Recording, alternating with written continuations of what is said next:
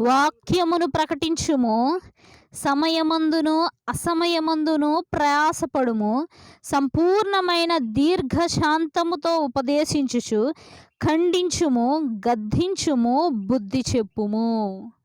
ఒక నిజమైన ప్రవక్త ఎలా ఉంటాడంట? ఖండిస్తాడు. ఇంకేం చేస్తాడు?